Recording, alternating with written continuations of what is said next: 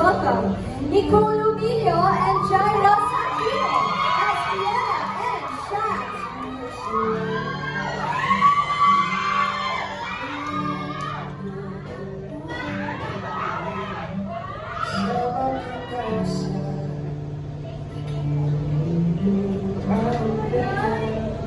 Kiera and Shaz.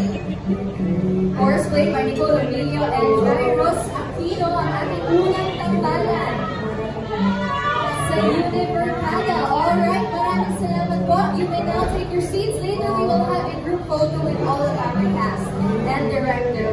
She is the ultimate socialera and fashion-forward queen, while he's the charming doctor who stole hearts in the fourth installment, Avenues of the Diamond. Ladies and gentlemen, all eyes on Aubrey Caraan and Lance Carr as Sam and Lander.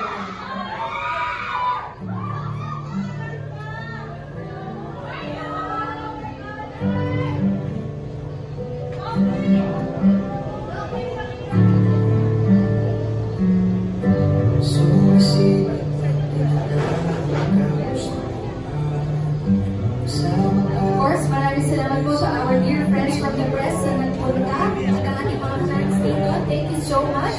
Next up, sila ang MVP ng court at ang cheerleader na nagkaroon ng saya at kilig sa bawat eksena. The energy is and so is the romance. Let's welcome Hyacinth Capellano and Gab Lagman as Elise and Severin.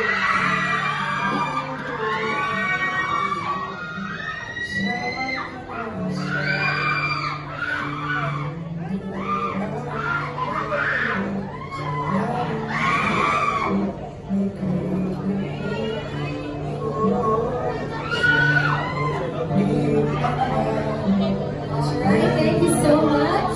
We will have more chances of winning later. Maraming salamat po. Next up ay ang flight attendant na minahal natin lahat at nagpakita sa atin na walang hangganan ang pagmamahal kahit sa ilalim ng lupa o sa gitna ng turbulence. So let's all welcome our Rihanna, Krisha, Biyahe!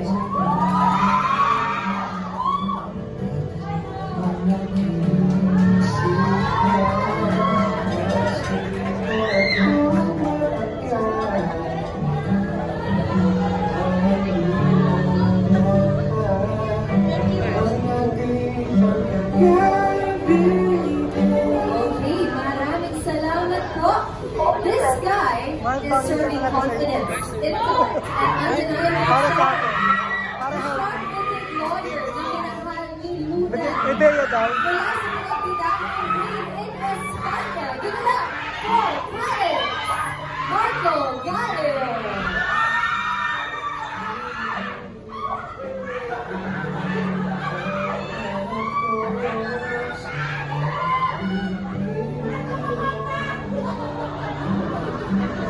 Alright, at ngayon, narito na ang bagong kwento ng ating aabangan. He is charming, talented, at binigay ng lahat. Pero sa kabila ng fame at success, isang tao lang ang mundo niya. Ladies and gentlemen, here is Wilbert Ross as Arkin.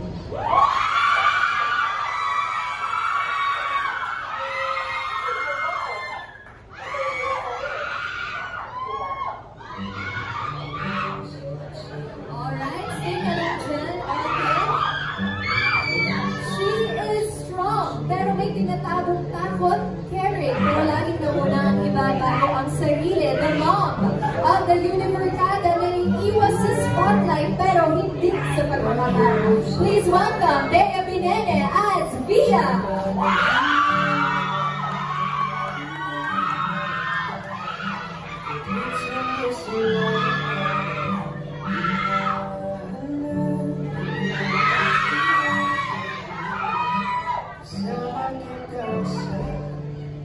Alright, now may I ask our casting director to join Arkin and Via for your group photo dito po for the straight line po, ano? And of course, we will have one more chance towards the end of our program. Alright, let's just wait for you to be your formation, okay? Okay, Univergada, please look towards the center of the room. Thank you so much. Ngayon naman po towards the left side of the room para sa ating mga dear friends from the press. Thank you so much for joining us here this afternoon. And finally, towards the right side naman po of the room para sa ating mga Univergada fans. O, diba? Alright, maraming salamat po. You may now all take your seats. Thank you so much. Opa. Nasi Opa, no? Uy, di ba ito nagtatapos sa sige mo na yung mga boses nyo? Okay. Of course, because they can't be with us today. Pero syempre, hindi mo lang palalampasin ang chance para makiselebrate with all of us. Please roll VTR. Hi guys, I'm Valeria. As you know, just kidding. Sorry, wala ko na sa media corner ngayon. I'm working, girls. But I'm really, really proud sa team natin, sa family natin, especially to Bea and Wilbert. Alam niyo naman na nandito lang ako to support you guys and to make you happy on set. And so, kaya lang, galing na isang masagot nila, yung pagaling kayo magpa-fan service kayo malala. Actually, hindi naman ako fan service kasi kahit naman walang fans, it's a service talaga. Wilbert, Bea, congratulations sa GSOT. I'm hoping the best for you guys para ma-enjoy mo natin journey na ito, nagtatrabaho kayo and maraming papasaya and more power as always. Alright, ayan. So nakilala na po natin ang lahat ng ating cast. So now, let's make this moment a little more extra special. Okay guys, hulaan ninyo. Ano kaya ang nasa likod ng black cloth na to? Ano kayo dyan? Okay. So to help us reveal. Okay, let us call in, of course, Bea and Wilbert. Sa harapan. Ay, ako doon. Okay, ako pala doon. Alright. Okay, on the count of 5. Sabay sa... Tulungan niyo ako okay? Sabay nilang tatanggalin ang black cloth to reveal the poster of Golden City of Tomorrow. Alright, ladies and gentlemen, help me on 5, 4, 3, 2, 1.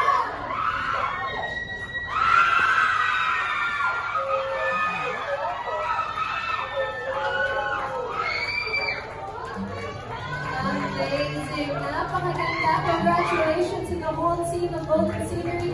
Tomorrow, quick lang, Bea, what do you think of the poster? Ganda. Ang ganda. Ang ganda mo. Wilbert. Ganda. Alright. Maraming salamat. You may now take your seat. Oh, photo. Okay. We'll have a photo. Sige po. Of course, with Bea and Arkin.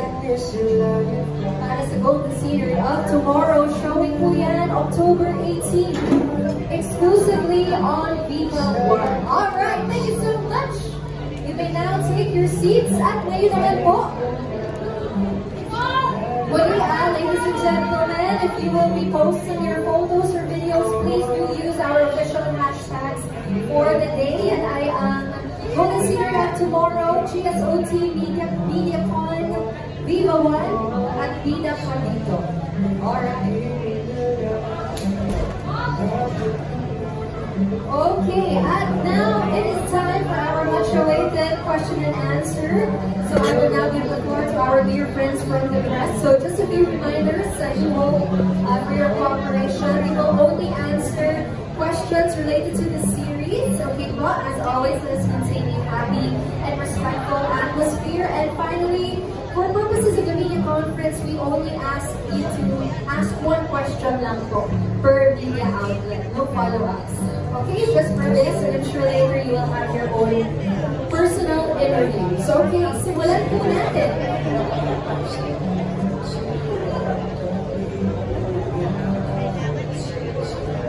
Okay, ang unang magtatanong ay from Abante. We have June Lani. Over on the balcony? Okay.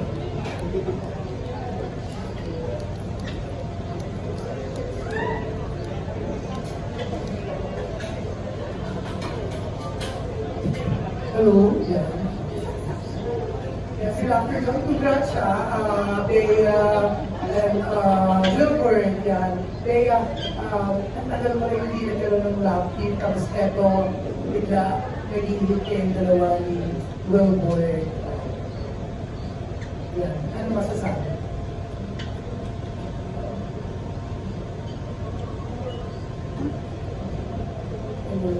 Hi, Tito June. Good afternoon po. Good afternoon po muna sa inyo lahat. Oo nga po eh. Parang after GMA dati, syempre nagkaroon tayo ng mga projects na nagkaroon ng mga kasama sa show, kasama sa serye. But yung masasabing love team talaga and ngayon lang ulit, lalo na dito sa Viva. And I'm very excited kasi, hello, napaka-talented, di ba? And,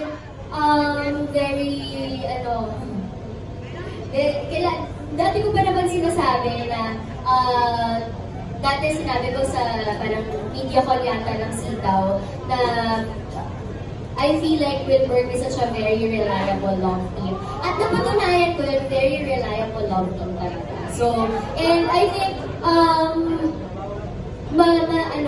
maswerte ka kapag nakahanap ka ng katrabaho at kapartner dito sa industriya na maging ka-love team mo that really takes care of you at hindi lang yung mema, ganyan. So, and I feel very blessed na to do this project with Wilbur.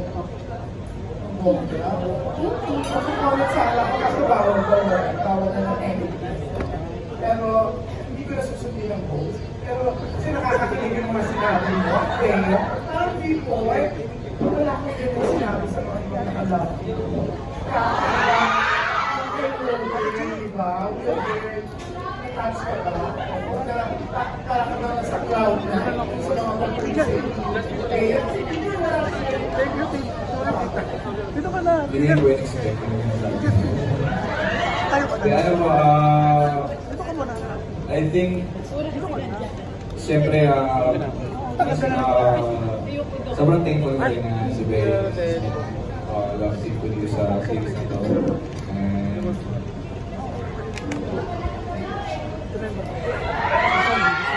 Ayun po,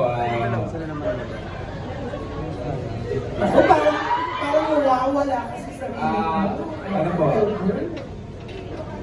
Thank you. Thank you sinabi mo. Alam mo, parang natatameme siya, Bea, no? Na-record. Kaya ano masasabi mo? Wala po akong masabi dito. Hindi, baka nag-breakfast ka na ba? Hindi ka makakain dito. Parang nandito na siya pagkatabi ka na. Eh, dito tabi ako na. Anyway, good luck sa bagong show nyo. Bea, happy for you. Thank you, Tita. Talaga naman, ang prominent kayo mo after signing up with Viva. So, yeah, congratulations and good luck sa modern scene. Thank you, Tito June. And very thankful din sa Viva. Sobrang nagpapasalamat po ako kasi talagang inaalagaan naman nila tayo. I'm very, very thankful. Thank you, Tito. Thank you. Okay, maraming salamat po. Next up from the Manila Bulletin, let's hear from Robert Rentenina. How do you describe your chemistry with Wilbur and Bea? Leading factor sa kanya? Alam mo, nainis na ako minsan eh.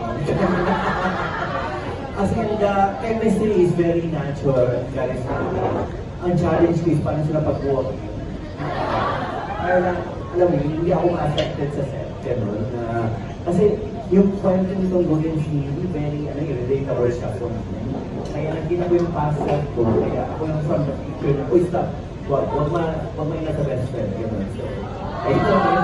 So, pero yun, parang nagkuruto lang sila, napagano'n na ako eh. Pero parang gusto, stop, wag, gawin natin yan sa Excel, gano'n. So, even na, wala nang take, nagkano pa rin sila, yung chemistry nandun eh. So, parang very natural and very, free flow lang, gano'n. Kaya gusto ko i-stop yung gano'n yung binigay. So, Ako, may plan. May nag-improve siya para class photo. Parang reminded me of Twin Hearts class of 2012. Nakita mo ba yun kanina? Hindi ka pa kain. Kasi yung mga nakaraan. Hindi na sa Twin Hearts. Siguro po, syempre, nagkaroon tayo ng ganong phase and talagang malaking bagay po yun sa akin, sa career ko. And syempre, for sure sa audience na na-touch ng Twin Hearts namin before.